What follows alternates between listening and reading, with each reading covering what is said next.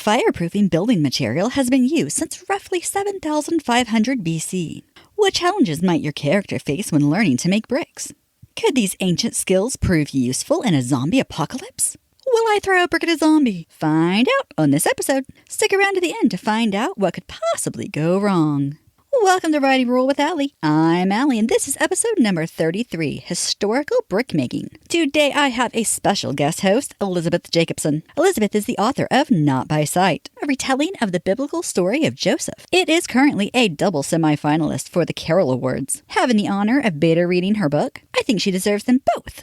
In honor of her book, I have invited her to host today, as I was fascinated by the way she worked in showing how bricks were made in ancient Egypt. So without further ado, Elizabeth, take it away. Hey folks, my name is Elizabeth Jacobson and I'm your guest host today. It's 4000 BC, or 4080 and the 23rd year of the zombie apocalypse. You pick. Either way, your character wants to stay dry, not too hot and not too cold, and relatively safe in their dwelling. What do they choose to build with? Bricks. These sturdy, insulating little blocks of earth have been used for thousands of years. We first have record of bricks being used all the way back in 7500 BC at a now historical site in modern-day Turkey called Tel Aswad. The type of brick used here was a very early form of what we call mud brick. We have record of mud brick being used in many different parts of the world, in the Middle East, the Americas, and in what is now India and China. In the Americas, we now know it as adobe, a word that the Spaniards imported when they reached the New World. The typical process for making mud bricks involves creating a mixture of clay soil, water, and organic matter, such as straw, chaff, or even animal dung.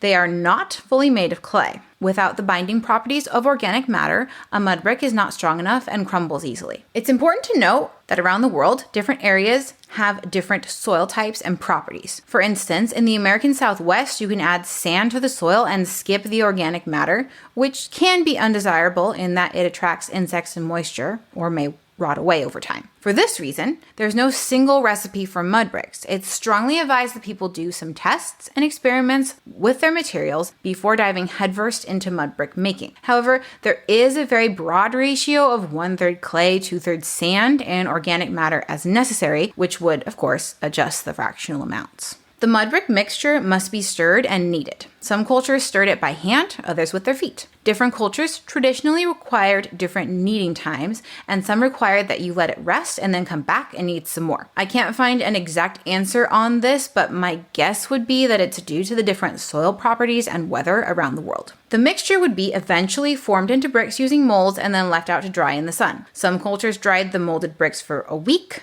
others for a handful of days, after which they were rotated onto their sides and then dried for months. Again, it all depends on the weather, humidity, and soil. Now, around 4400 BC in China, we have the first evidence of fired bricks. In case you haven't put it together, it would be pretty difficult to make mud bricks in the cooler or wetter regions of the world because they have to be dried outside in the sun. Fired bricks are dried in a kiln, eliminating that problem entirely. Fired bricks also don't require any organic matter or sand as a stabilizer. Clay and water will do. They are also much stronger than traditional mud bricks. Just mix up those two ingredients, mold, dry, doesn't have to be in the sun, and fire away. But be warned, you'll need a kiln that can reach temperatures over 600 degrees, and possibly much higher, depending on the clay composition. Generally, the firing process could take several days. We have the Roman Empire to thank for spreading brickmaking across Europe. The Romans learned about fired bricks from the Greeks and first experimented with fired bricks around the time of Christ. Their legions carried portable kilns with them all throughout the empire. Typical Roman wall construction included alternating layers of bricks and rocks for added strength. Now, bricks are useful for more than just walls and building homes. Your character could encounter them just about anywhere, as they can be found as parts of, get ready for it, castles, keeps, roads, pavement, cisterns, well houses, bridges, fireplaces, hearths, basements, cellars, storm shelters, root cellars, retaining walls, irrigation, brick ovens, floors, archways, city walls, cathedrals, vaults, tombs, supporting underground caverns, and more. It's also important to note that bricks are only as good as the mortar between them. Mortar is the substance that binds individual bricks together, creating stable construction.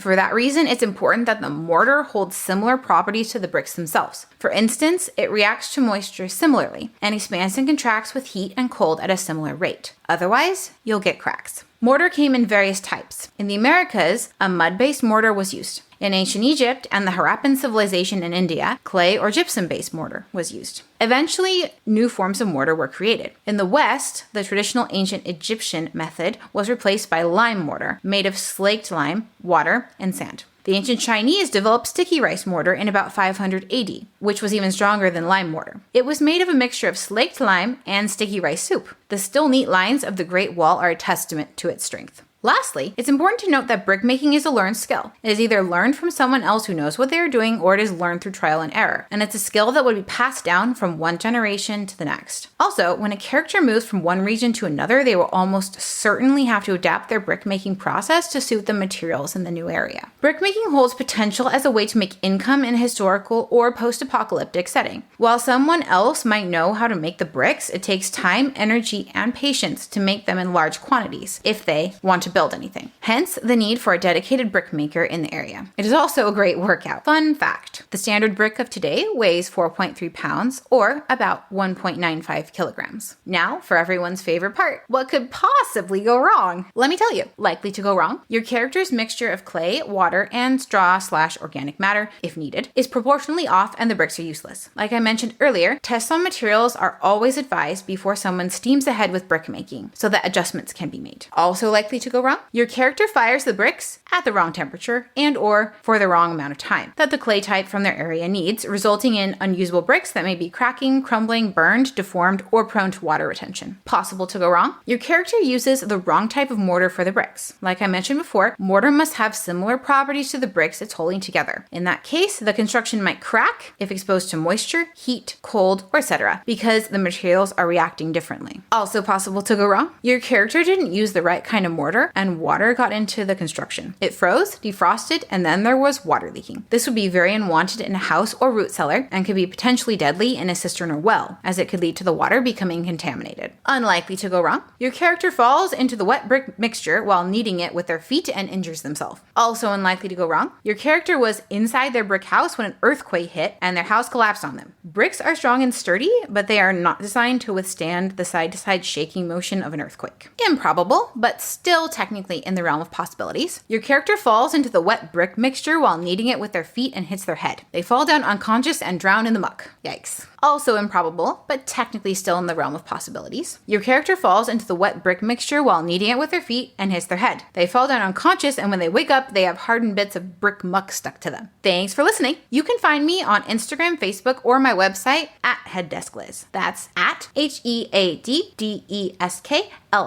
on Instagram and Facebook, and my website is headdeskliz.com. You can leave a comment or check out my book, Not by Sight, a novel of the patriarchs, which includes brickmaking, monotonous brickmaking, to be precise, very monotonous brickmaking. You can find this episode's show notes and helpful links to learn more on Allie's website, alliehart.com. Subscribe and follow Allie for more episodes. If you're on YouTube, you can drop her a comment. A new episode comes out every Monday. Until then, happy wordsmithing.